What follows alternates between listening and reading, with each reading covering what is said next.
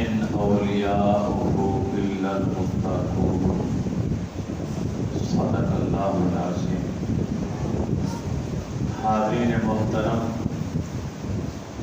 گزشتہ جمعۃ المبارک کو قرآن اور حدیث کو سامنے رکھتے ہوئے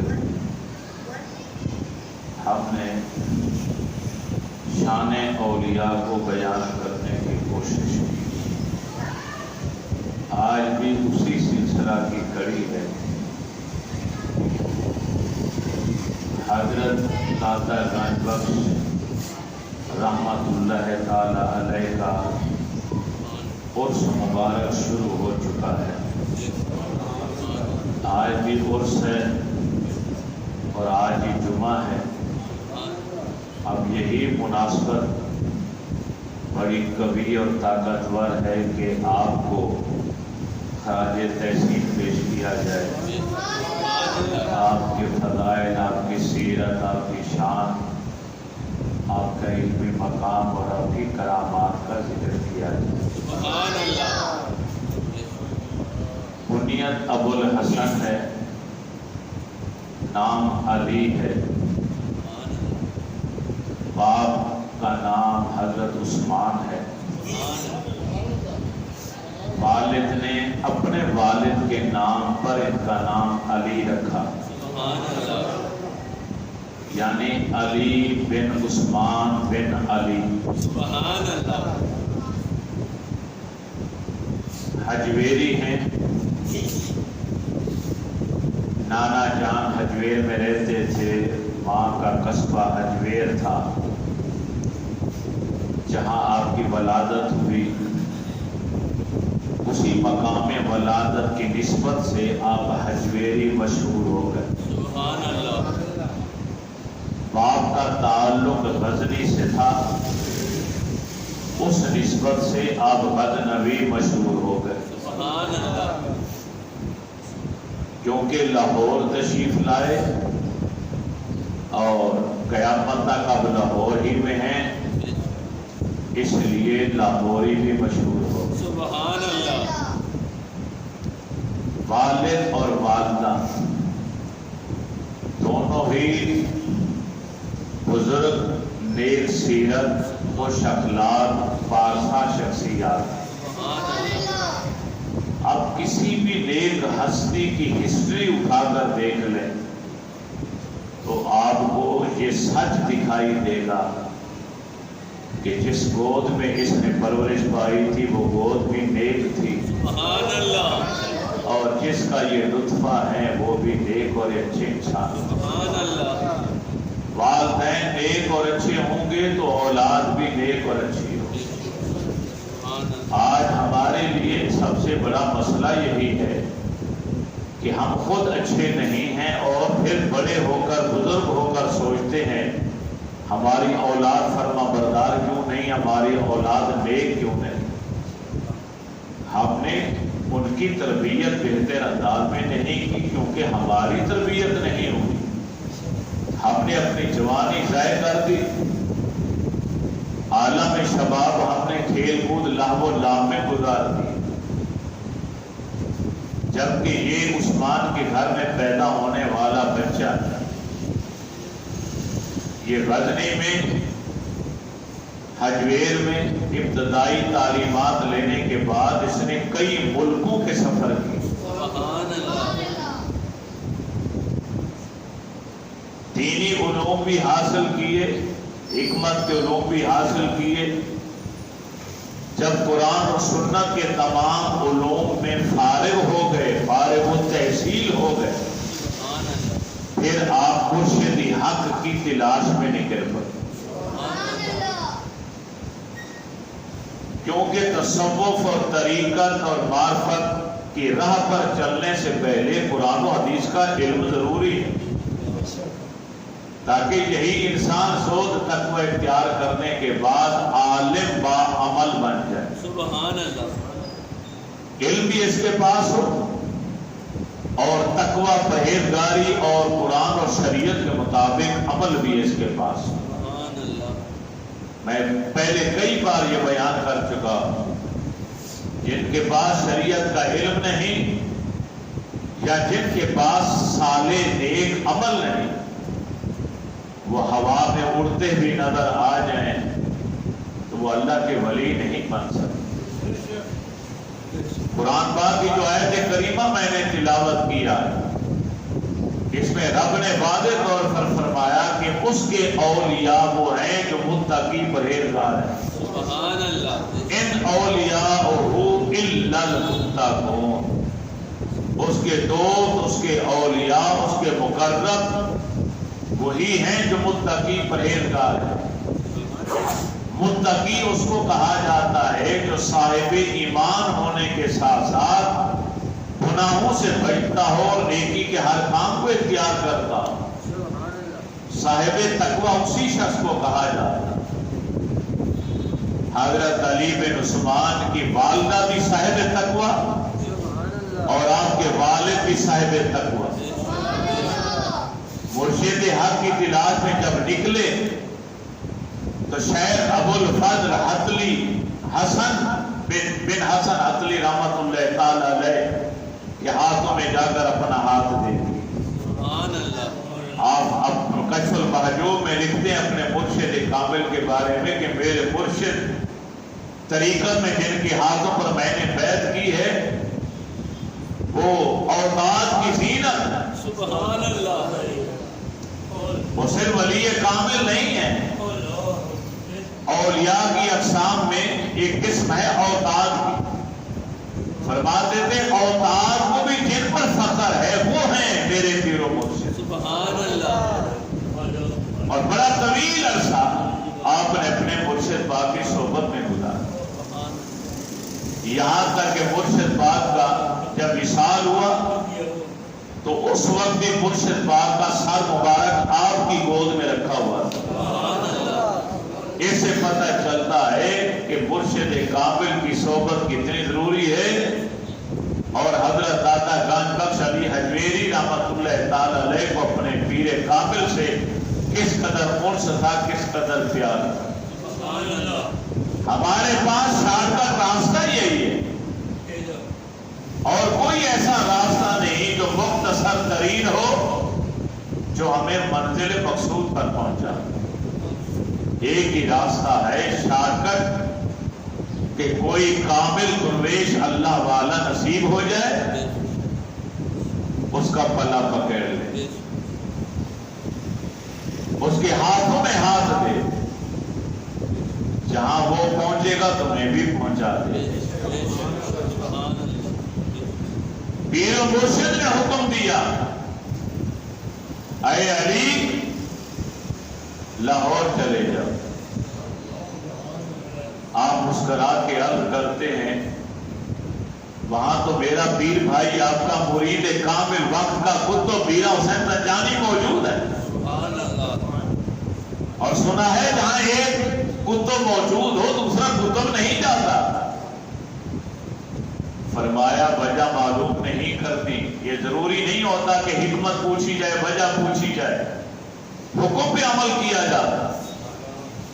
جائیں، لاہور کی سرزمین پیاسی ہے، وہاں اسلام کا جھنڈا پرچم آپ نے گاڑنا ہے اور لوگوں کو کلمہ پڑھانا ہے اور دین کی طرف لانا۔ سبحان اللہ۔ سفر کرتے کرتے کرتے کرتے جب لاہور کی سرزمین پر پہنچے، لاہور کی فصیل تھی، گیٹ تھے اور دروازے بند، رات کا وقت تھا۔ شرقی دروازے کے پاس آپ نے آ کے پڑاؤ ڈالا، صبح ہوئی، دروازے کھلے، آپ اندر داخل ہوئے تو ادھر سے حضرت میر حسین تنجانی علیہ رحمہ کا جنازہ لوگ لے کر آ رہے تھے۔ پوچھنے پہ پتہ چلا حضرت میر حسین تنجانی علیہ رحمہ کا رات انتقال ہو گئے۔ اب سمجھے کہ پیر و مرشد نے کیوں حکم دیا تھا کہ لاہور چلے جاؤ۔ ایک مرشد جا رہا ہے قطب وقت کا اور دوسرا قطب لاہور میں داخل ہو رہا۔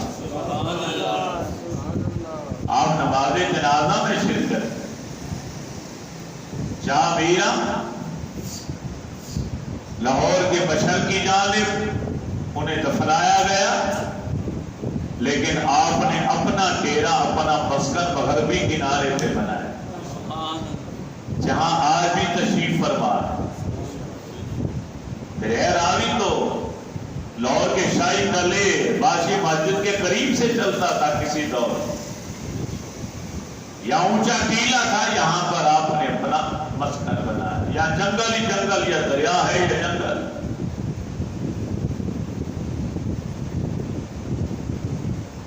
ایک خاتون ہیں جنہوں نے آپ کی کشف المحجوب شورۂ آفاق کتاب پر مقالہ لکھا عربی میں، اور کشف المحجوب کا سب سے پہلے عربی میں ترجمہ بھی اسی نے کی۔ ڈاکٹر اسعاد قندیل اس کا نام، ایران میں تصوف پر کام کر رہی تھی۔ عین شمس قاہرہ یونیورسٹی کے پروفیسر تھے، استاد تھے اس کے شیخ ابراہیم امین۔ ان کی خواہش تھی کہ میرے شاگرد تصوف کی اعلیٰ ترین چوٹی کی کتاب جو کشف المحجوب ہے، فارسی میں ہے، اس کا کوئی عربی میں ترجمہ بھی کرے۔ تو اس خاتون نے 1957 میں کہتی ہے کہ مجھے کشف المحجوب ملی اور میں نے اسے پڑھنا شروع کیا۔ 1964 سے لے کے 69 تک، 69 تک 5 سال میں نے عربی میں اس کے اوپر مقالہ لکھا، جس پر مجھے PhD کی ڈگری ملی۔ سبحان اللہ۔ اور پھر میں نے اس کا عربی میں ترجمہ کیا۔ سبحان اللہ۔ تو باب آندے، ہر باب کی 7 فصلیں بنائیں، اور پہلے باب کی تیسری فصل کے اندر حضرت داتا گنج بخش کے پورے حالات لکھے کہ کہاں پیدا ہوئے، لاہور کیسے آئے، پیر و مرشد کون تھے، ولادت کا سن کیا ہے، آپ کی شادی ہوئی، نکاح نہ ہوا، مفارقت ہو گئی، طریقت کی راہ پر کیسے چلے، اور لاہور کو فیض کیسے پہنچایا، آپ کی کنیت، آپ کا نام، نام کی وجہ، تسمیہ، سب کچھ اس نے تیسری فصل کے اندر نقل کیا۔ ڈاکٹر اسعاد قندیل، اللہ تعالیٰ اس کی قبر پر رحمتیں نازل فرمائے کہ اس خاتون نے اپنے استاد مکرم ابراہیم امین کے کہنے پر کشف المحجوب کا مطالعہ بھی کیا۔ آج تو کشف المحجوب کا ہر زبان میں ترجمہ موجود، ہر زبان کے اندر، ہر زبان کے اندر، انگریزی سے لے کے فارسی کیا، کسی کوئی زبان ایسی نہیں کہ جس کے اندر کشف المحجوب کا ترجمہ نہ ہو۔ بے شمار کتابیں لکھی آپ نے، لیکن آپ کے وصال کے بعد وہ ناپید ہو۔ کشف المحجوب کے علاوہ کشف الاسرار، اس کا بھی ترجمہ لکھا اس ڈاکٹر اسعاد قندیل۔ اور کشف الاسرار داتا صاحب کی کتاب کا جب ترجمہ لکھا تو اس کے اندر اس نے یہ ثابت کیا کہ آپ اپنی حیات ظاہری میں، اپنی زندگی میں ہی داتا گنج بخش کے لقب سے پکارے جاتے تھے۔ سبحان اللہ۔ یہ نہیں کہ آج کسی نے آپ کو داتا گنج بخش کہنا شروع کر دیا۔ آپ کہتے ہیں خواجہ معین الدین چشتی اجمیری علیہ رحمہ آئے، آگے 40 دن اعتکاف کیا، آپ کے مزار کے پاس آپ کا حجرہ اعتکاف آج بھی موجود ہے نشانی کے طور پر۔ تو جب معرفت اور علم اور انوار کی بات سے شہنشاہ ولایت کی طرف سے آپ کے اوپر ہوئی تو ان بارشوں کو، رحمتوں کو دیکھ کر آپ پکار اٹھے۔ جب یہاں سے جا رہے تھے تو بچوں کی طرح زمین کے اوپر گھسیٹ گھسیٹ کر جسم کو سیڑھیاں نیچے اتر رہے تھے، چل کر نہیں جا رہے تھے۔ اپنا منہ مزار شریف کی طرف تھا، پیٹھ پیچھے تھی، بچوں کی طرح چلتے ہوئے، جتنا چھوٹا بچہ گھٹنوں اور ہاتھوں کے اوپر زور دے کے چلتا ہے، اس طریقے سے 40 دن اعتکاف کے بعد روتے ہوئے اتر بھی رہے تھے اور بار بار کہہ رہے تھے گنج بخش فیض عالم مظہر نور خدا ناکسارا پیر کامل کامل آرا۔ یہ غالباً 413 ہجری کا واقعہ. فاتح سومناتھ سلطان محمود غزنوی رحمت اللہ تعالی اس دارالعلوم کا معائنہ کرنے کے لیے آ رہے ہیں جس کو انہوں نے زر کثیر صرف کر کے ذاتی طور پر تعمیر کرایا. ہر سو چہل پہل ہے، طلباء زرق برق لباس میں ملبوس تتلیوں کی مانند محو رقصاں دکھائی دیتے ہیں. خوشی کی کوئی انتہا نہیں. دارالعلوم کا عملہ اساتذہ اپنی کارگزاری بیان کرنے کے لیے مکمل تیاری کر چکے. اس تمام تر گہما گہمی کے باوجود ایک بچہ ہاتھ میں کتاب تھامے مدرسے کے کونے میں مطالعے میں مشغول دکھائی دیتا. یوں لگتا ہے کہ بادشاہ کی آمد اس کے نزدیک کوئی وقت نہیں رکھتی. بادشاہ کا آ کر جس کے نام سے بڑے بڑے راجے مہاراجے تھراتے اور کانپتے تھے، اس کا یہاں آ کر مدرسے کا معائنہ کرنا اس بچے کے نزدیک کوئی حیثیت نہیں رکھتا.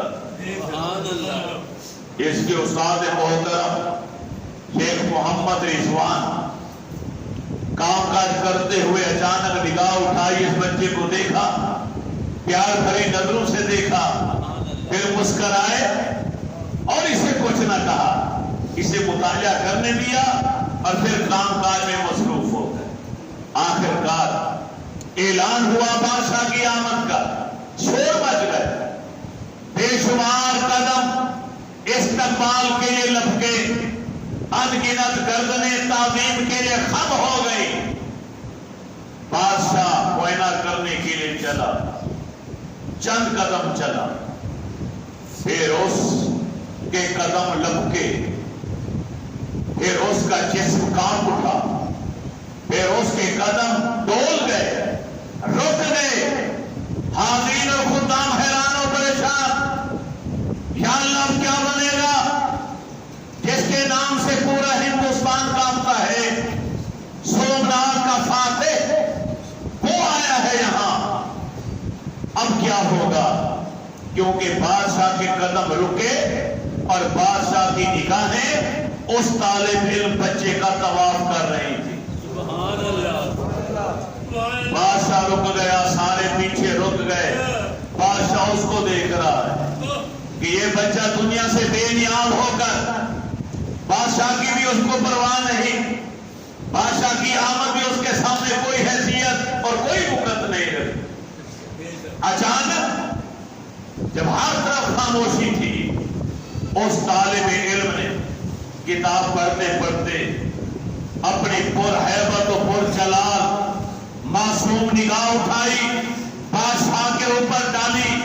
بادشاہ کی نظریں جب اس بچے کی نگاہوں سے ملی تو پسینے میں ڈوب گیا. بادشاہ جسم کانپ رہا تھا، لرزیدہ بدن اس نے اساتذہ کی طرف گھمایا اور کانپتی ہوئی بڑکتی ہوئی زبان سے بولا، مجھے اللہ کی قسم ہے یہ بچہ رب کی طرف فنا ہو چکا ہے، اللہ کی ذات میں راضی ہو چکا ہے. میرے دارالعلوم کی زینت اور رونق اگر کوئی ہے سرمایہ تو یہی بچہ ہو سکتا ہے. آمین محترم، یہ بچہ کوئی اور بچہ نہیں تھا، یہ عثمان کا بیٹا علی تھا، جسے دنیا آج داتا گنج بخش کے نام سے یاد کرتی.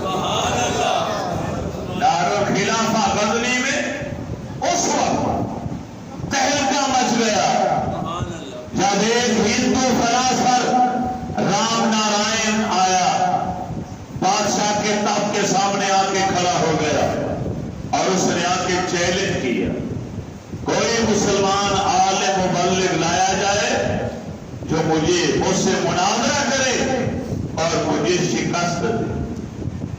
نقلیات کے اندر، عقلیات کے اندر، فلکیات کے اندر ارضیات کے اندر، یہاں تک کہ روحانیت میں بھی میرا کوئی ثانی نہیں ہے کوئی عالم تو آئے میرے مقابلے میں۔ سلطان محمود غزنوی کا دربار ایسا دربار تھا جہاں ہر وقت سینکڑوں کی تعداد میں علماء اور پیران اعظام بیٹھے ہوئے نظر آتے تھے۔ جب ہندو فلاسفہ نے چیلنج کیا، ہر سو تعصب کا بسیرا، جبینیں شکن آلود ہو گئی، حضر و ملال کا ڈیرا نظر آیا، ہر سر جھک گیا، کوئی عالم مقابلے کے لیے نہ اٹھا، کوئی پیر مقابلے کے لیے نہ اٹھا۔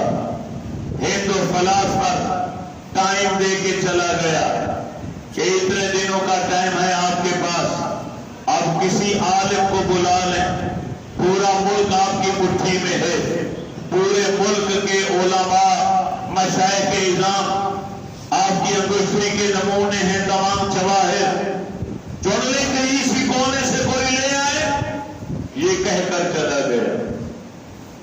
بادشاہ نے نظر ڈالی، سب سر خم ہو چکے تھے۔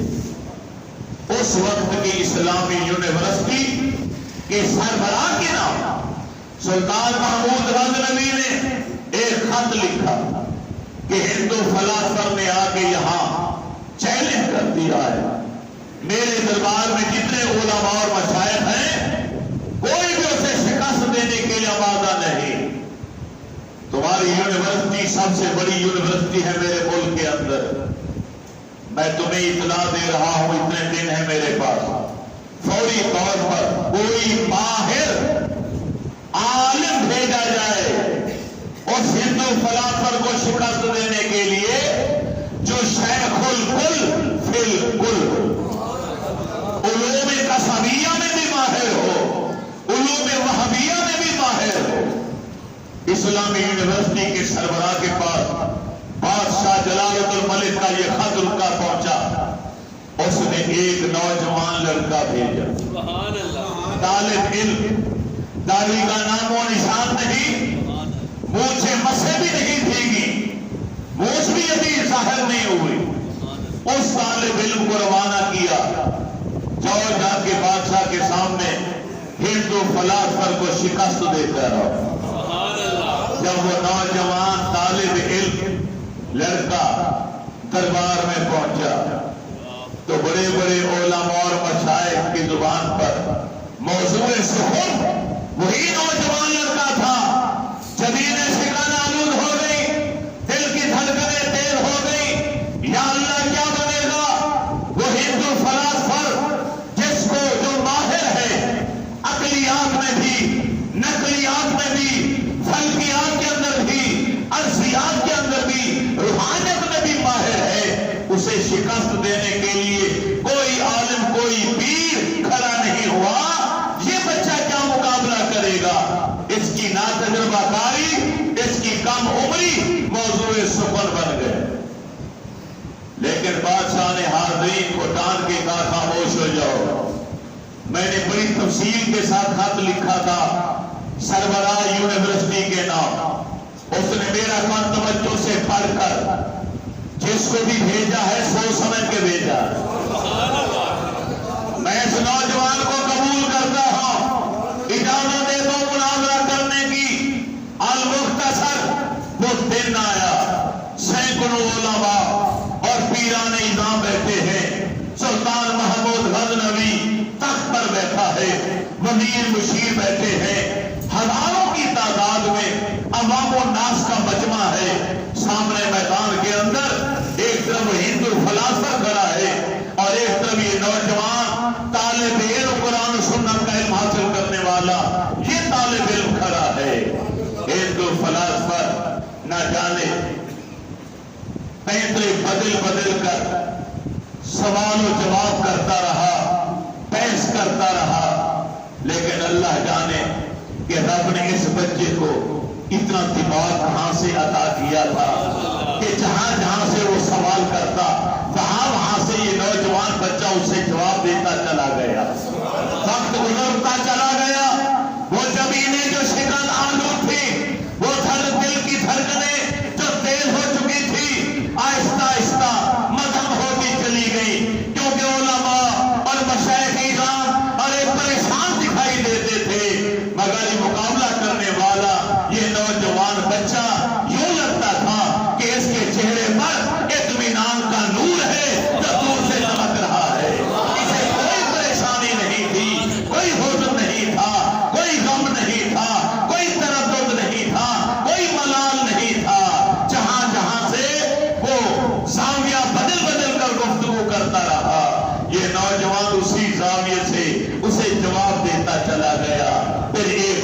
ایسا آیا، حاضرین نے ارے تحسین کے گیت گانے شروع کر دیے، علماء نے دعاؤں کی برسات شروع کر دی۔ سلطان محمود غزنوی اپنے تخت سے نیچے اترا اور دونوں ہاتھوں سے دونوں کندھوں کو پکڑ کر اس نوجوان کے ماتھے کو بار بار چومنا شروع کر دیتا ہے، کیونکہ ہندو فلاسفر آخر میں آ کر اس کی زبان میں سکنت آ گئی، زبان گنگ ہو گئی، آنکھیں پتھرا گئی، ذہن منجمد ہو گیا، جسم مفلوج ہو گیا، ارے دماغ چکرا گیا اور قدموں میں گر کے کہتا ہے اے نوجوان جلدی کر، کہیں مجھے کفر پر موت نہ آ جائے، مجھے کلمہ پڑھا کر مسلمان بنا۔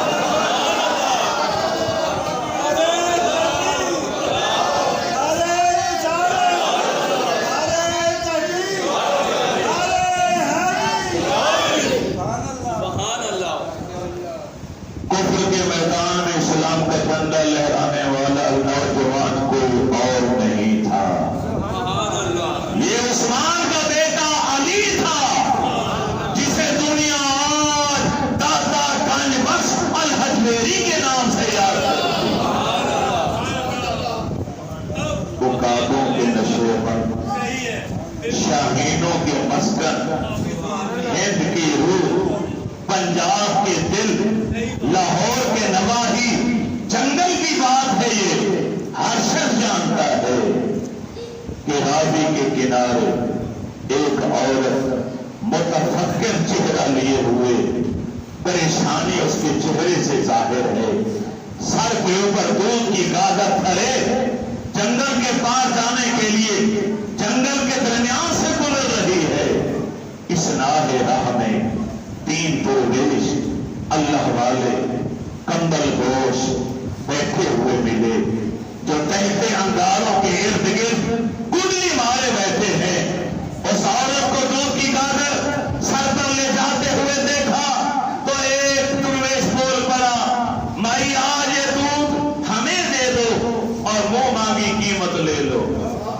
خاتون کے قدم رک گئے، اس نے کہا بیٹا مجھے تو کوئی اعتراض نہیں، مجھے کوئی خلش اور تردد نہیں، لیکن شاید لگتا ہے تم مسافر ہو، تمہیں شاید اس بات کا علم نہیں، ایک جنگل کے پار رائے راجو جوگی نامی ایک ہندو جادوگر بیٹھا ہوا ہے، ہم مجبوراً نہ چاہتے ہوئے بھی دودھ اس کو مہیا کرنے کے لیے مجبور اور بے بس ہیں، جو اپنی باری پر اس کو دودھ مہیا نہیں کرتا، اس کے جانور بیمار پڑ جاتے ہیں، ہلاک ہو جاتے ہیں، ان جانوروں کے تھنوں میں کھیری دودھ کی وجہ خون سے بھر جاتی ہے، پھر برتن میں خون، دودھ نہیں آتا، خون آنا شروع ہو جاتا ہے۔ جب تینوں درویشوں نے اس خاتون کی اس التجا کو سنا تو اب وہ شخص بول پڑا، ان تینوں میں سے جو چہرے بہرے سے باقی دونوں کا سردار دکھائی دیتا تھا، اس کی زبان میں حلاوت تھی، مٹھاس تھا، چاشنی تھی، صداقت تھی، سچائی تھی، وہ بول پڑا، اے مائی اللہ کا نام لے کر کہتا ہو دودھ یہاں رکھ دو، میں یہی بیٹھا ہو، سامان نہ دیتا ہو، میرے رب کی مرضی کے بغیر دودھ ارے خون نہیں بن سکتا، تمہارا جانور بیمار نہیں ہو سکتا، تمہارا جانور ہلاک نہیں ہو سکتا، اگر تیرا جانور کوئی ہلاک ہو جائے، کوئی بیمار ہو جائے، آگے ہم سے پیسے جانور کے آ کر لے لینا۔ زبان میں سچائی اس قدر نظر آئی، خاتون نے سر سے گادر اتاری اور درویش کے قدموں کے پاس رکھ دی۔ یہی عورت دل دھڑک رہا ہے، دل کے خانوں میں ایک ہی پریشانی والا سوال، یا اللہ بنے گا تو کیا بنے گا؟ میں نے درویش اللہ والے کے پاس ارے دودھ رکھ دیا ہے، واپس گھر جا رہی ہو، اب میری بھینسوں کا کیا ہوگا، میرے جانوروں کا کیا بنے گا؟ جو ہی وہ گھر کے اندر داخل ہوئی، جانوروں کو دیکھا اسی طرح صحیح سلامت کھڑے ہیں، ان کے تھنوں کو دیکھا، کھیری پھر دودھ سے بھر چکی ہے، ہم پھر نظر آتے ہیں کہ دودھ سے لبریز ہیں، پھر کیا نظر آیا منظر کہ گھر کے سارے برتن ایک ایک کر کے وہ بھر دیے بڑھتی چلی جا رہی ہے، ارے برتن بھرتے چلے جا رہے ہیں، گھر میں شور مچ گیا، آس پاس کے لوگ اکٹھے ہو گئے، ہر ایک کی زبان پر تھا ارے یہ کیا ماجرا ہے کہ دودھ دو لیا گیا تھا، پھر دودھ بھر جاتا ہے، پھر دودھ نکال لیا جاتا ہے، پھر دودھ بھر جاتا ہے، ارے کھیری بھری رہتی ہے، برتن ختم ہو گئے، دودھ کی برکت ختم نہیں ہوتی۔ اس عورت نے ساری کہانی سنائی اور مختصر پھر ایک نہیں ارے 20 گاگریں دودھ کی بھری ہوئی جنگل کے اندر اس درویش کے قدموں کے پاس آ رہی تھی۔ مسلسل 3 روز ہو گئے، 3 روز دودھ کا ایک قطرہ بھی جنگل کے پار جوگی کے پاس نہ پہنچا۔ رائے راجو جوگی کے پاس ایک قطرہ دودھ کا مہیا کسی نے نہ کیا۔ وہ فصوں پہ فصوں کر رہا ہے، منتر پہ منتر جان رہا ہے، جادو کا علم اپنا عبور حاصل تھا اسے، وہ سب کر رہا ہے، لیکن کسی طرف سے نہ ریب کی بھیک مانگی جا رہی ہے، نہ کسی طرف سے کوئی شخص آ رہا ہے۔ سارے عقیدت مند چھوڑ گئے، دودھ کا ایک قطرہ نصیب نہیں ہوا۔ پوری بستی کو ہلاک اور تباہ و برباد کرنے کے ارادے سے آہنی عزم لے کر وہ اپنی کھوپڑی سے نکلا، جنگل کی طرف آیا۔ جنگل کے درمیان سے جب گزرا تو آگے منظر بڑا دلکش تھا، دل بھرے منظر تھا کہ اس کے سارے عقیدت مند ایک درویش کے سامنے بیٹھے ہیں اپنے سروں کو جھکائے ہوئے، اور وہ درویش جس کے چہرے پر نور ہی نور تھا وہ اس سے محو تکلم ہے۔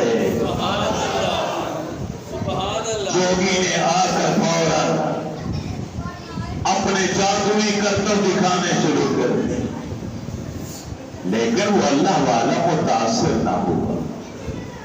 اب آخری حربہ اس نے استعمال کیا کہ ہوا میں اڑنا شروع ہو گیا۔ جب ہوا میں اڑنے لگا تو فقیر کی غیرت جوش میں آئی کہ یہ کمزور ایمان والے بیٹھے ہیں، کہیں ایسا نہ ہو اسے ہوا میں اڑتا دے کر کہیں کہ یہ کامل اللہ والا کہیں گمراہ نہ ہو جائے، میرے مشن کو نقصان پہنچنے کا اندیشہ ہے۔ فوری طور پر ان کی لکڑی کی بنی ہوئی گھڑائیں، جوتے نالین رکھے ہوئے تھے، انہیں اشارہ کیا جاؤ اسے ہمارے پاس لے کر۔ دنیا والوں نے منظر کیا دیکھا، آپ کے وہی لکڑی والے جوتے فضا کے اندر گئے اور جوگی کے سر کو جھنکنا شروع کر دیا۔ فضا چیخوں کی گونج سے ارے پر ہو گئی، زمین کی کشش ثقل نے اسے اپنی طرف کھینچا اور دیکھتے ہی دیکھتے اس کا پتا پانی ہوا اور وہ درویش کے قدموں کے پاس آگے زمین پر گر گئے۔ زمین پر گرتے ہی کہتا ہے آپ سچے پہلو، مجھے کلمہ پڑھائیے۔ اور درویش نے اس رائے راجو جوگی جس کی قبر آج بھی داتا گنج کے مزار کے پاس موجود ہے، اسے کلمہ پڑھایا۔ صرف کلمہ نہیں پڑھایا، اسے اپنے سینے ولایت سے لگایا اور ملا کر انوار و برکات کا پورا خم خانہ اس کے سینے میں انڈیل دیا۔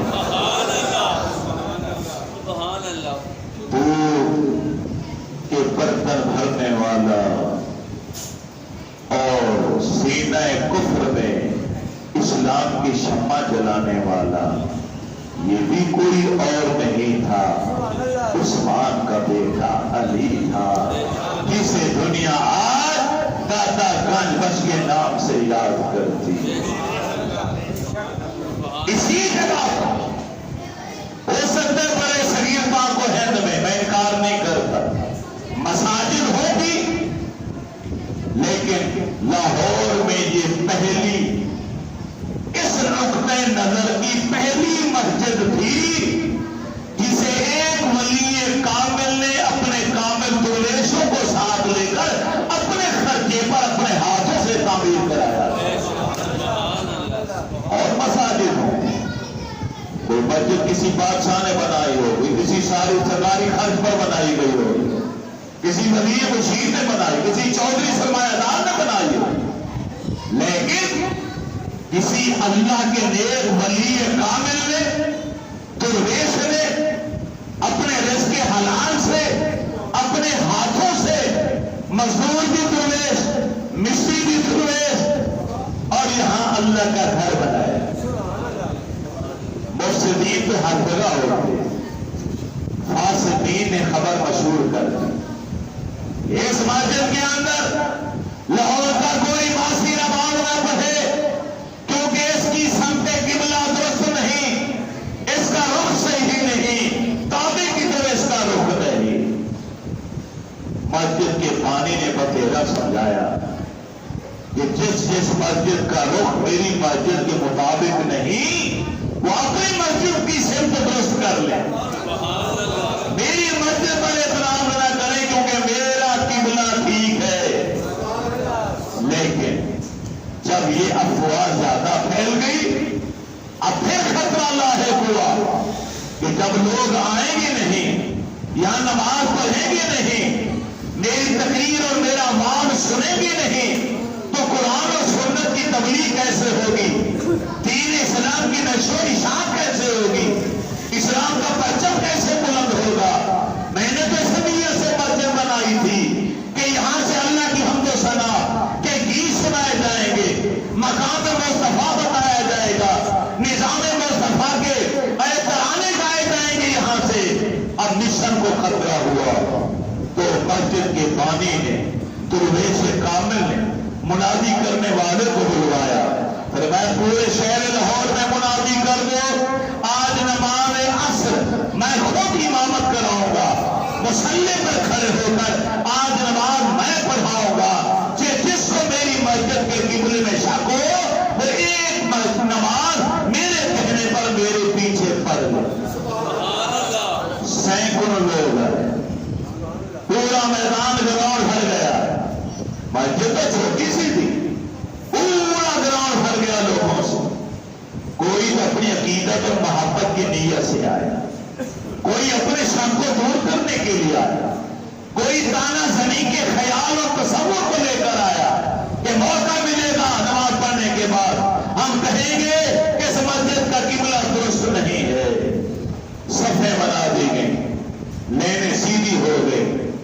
اب یہ اپنے حجر مبارک سے درویش نکلا اور خرامہ اللہ کی بارگاہ میں اپنا عاجزی والا سر جھکائے ہوئے مصلی امامت پر آئے، بھرپور نگاہ ڈالی مجمع کے اوپر اور ایک اعلان کیا، میں نماز پڑھانے لگا ہوں، پہلی تکبیر تحریمہ فرض ہے، آنکھیں بند کر کے، ارے نیت نہیں کرنی، جب ہاتھ اٹھاؤ اللہ اکبر کہنے کے لیے تو آنکھیں کھلی رکھنا۔ یہ نماز کیا تھی؟ چاروں طرف سے سسکیوں کی آوازیں تھیں، دھاڑے مار مار کے لوگ رو رہے تھے۔ جب آپ نے سلام پھیرا تو سینکڑوں لوگ قدموں میں گرے ہوئے تھے، اور عاشق کی زبان پر تھا کہ جب ہم نے اللہ اکبر کہا تو خدا کی قسم حجابات رب نے ہٹا دیے اور کعبہ ہماری آنکھوں کے سامنے۔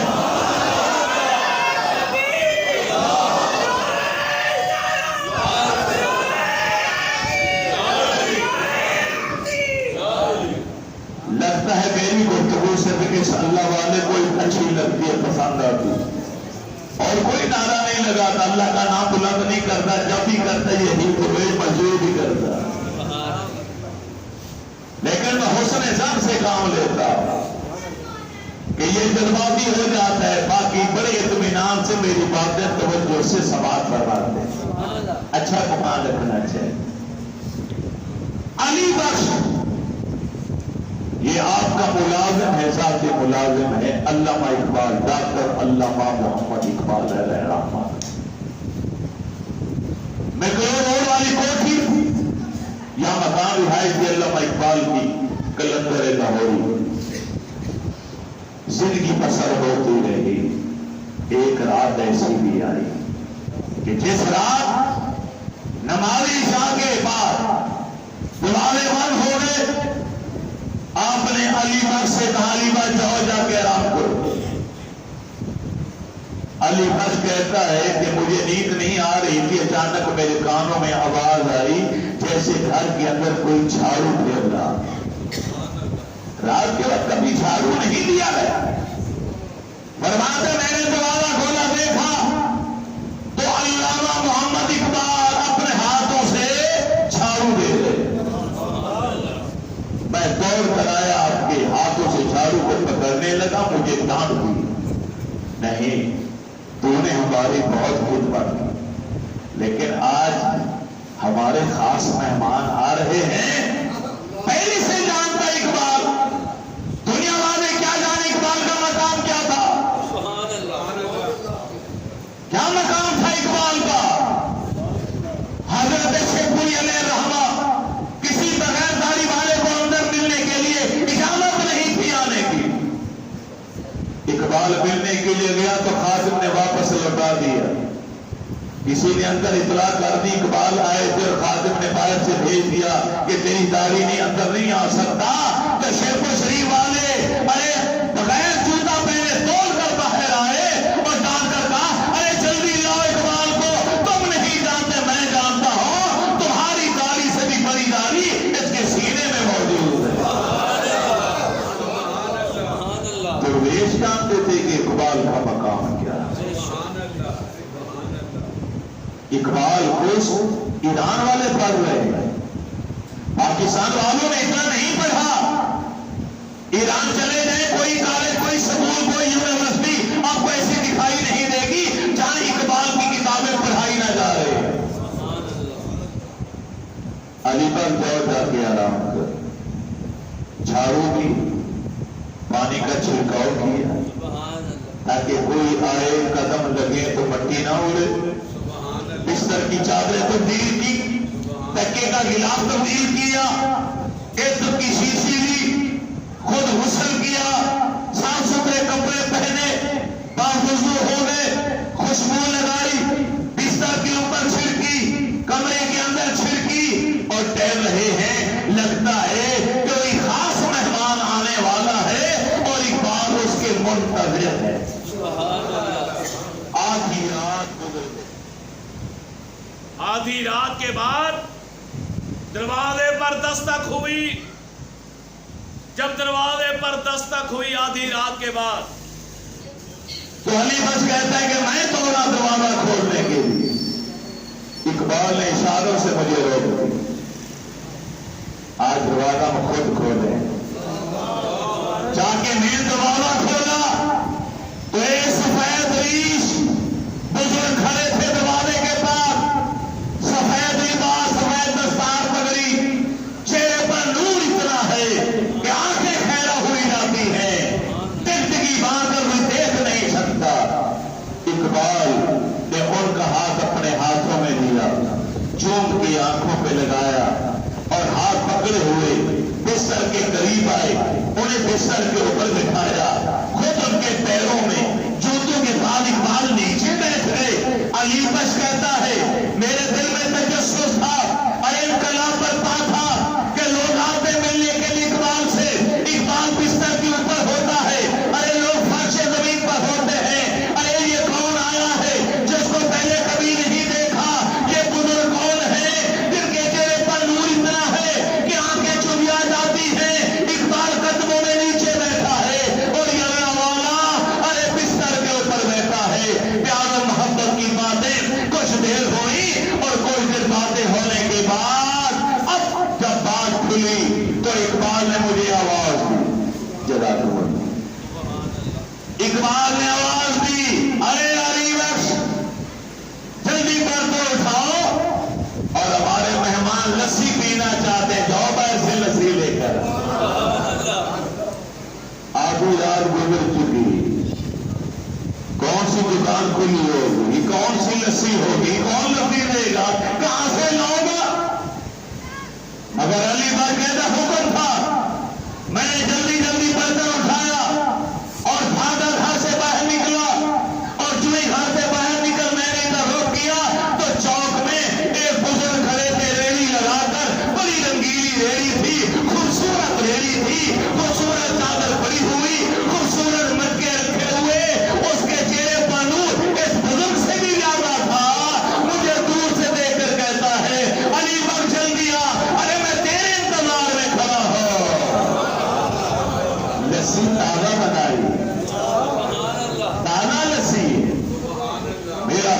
भर के दे दिया। मैंने पैसे पूछे तो मुस्कराए। फरमाया जाओ लस्सी ले जाओ, इकबाल का मेरा खाता उधार चलता है। पैसे नहीं लिए। फरमाया मैं दौड़ कर वापस आया। उस अल्लाह वाले ने भी लस्सी पी, इकबाल ने पी, मुझे पिलाई। जिंदगी में ऐसी मिठास भरी लस्सी मैंने कभी नहीं पी। अब कौन बताए उसको कि ये लस्सी तो विलायत के नूर से भरी हुई है। इसे 4 दिन हुए विलायत का मिला था। ये यहाँ की नहीं है। हो सकता है जन्नत से लाई गई हो, ये इस आलम की नहीं थी।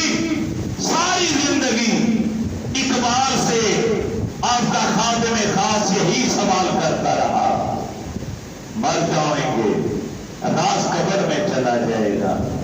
आका आज इस रात से पर्दा उठाइए, मुझे बताइए कि आपके पास आने वाले बुजुर्ग कौन थे और जिन्होंने लस्सी की रेड़ी लगाई, मटके लस्सी के भर भर के रखे थे, वो अल्लाह वाले कौन थे?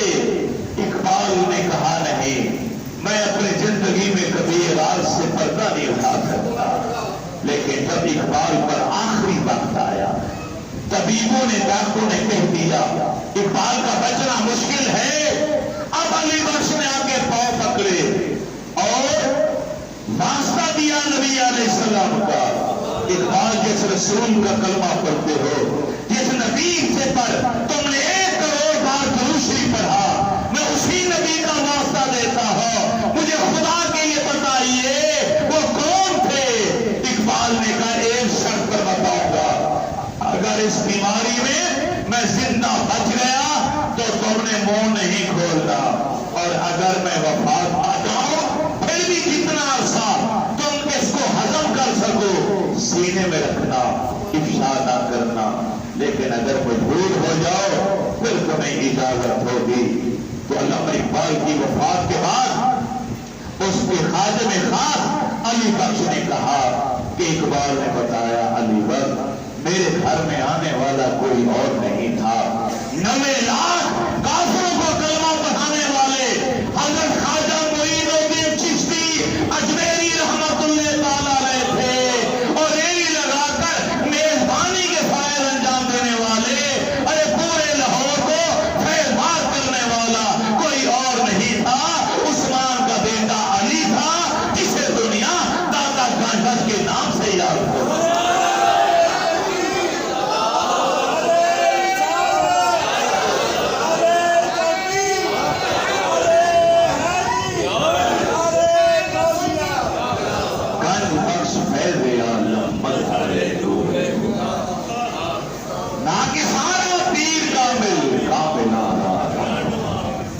मेरी दुआ है आपकी तुरबत के बाद पर अल्लाह अपने करोड़ आराम से नाज़िल फरमाए।